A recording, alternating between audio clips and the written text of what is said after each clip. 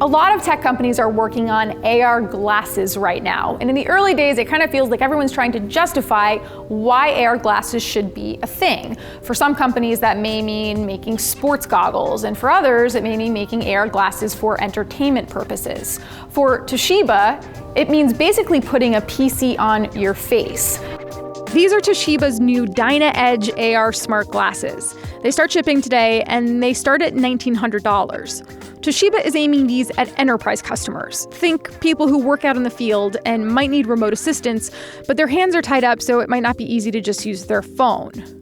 So this is the display arm of the AR headset. There's a display that I'm looking at right now in my right eye. There's also a camera built in, and there's a microphone for voice control. But really the majority of everything that's happening is happening on this. This is the Toshiba DynaEdge mini mobile PC. It's running on an Intel Core M5 processor. It's running Windows 10. It has 16 gigabytes of RAM, 512 gigabytes of internal storage. It's basically an entire computer packed into this little thing, and this is running all of the applications that I'm seeing in my eyes. So this is not the computer here. Some AR headsets that we've seen have been full-fledged face computers. This is really a display set.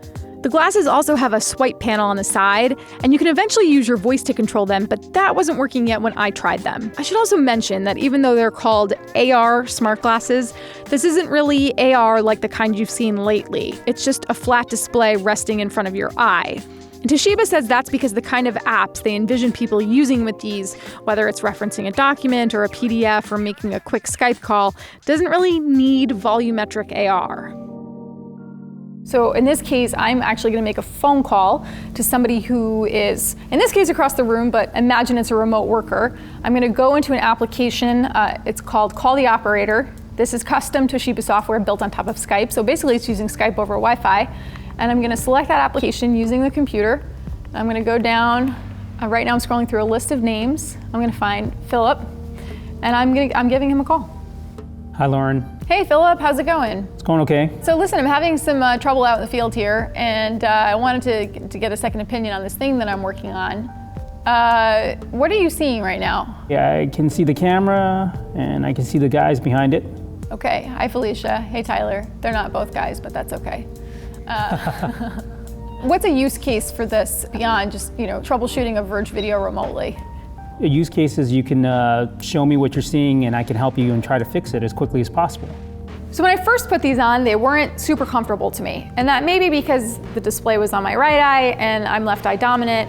But even after I switched to the left eye, it still didn't feel great to me.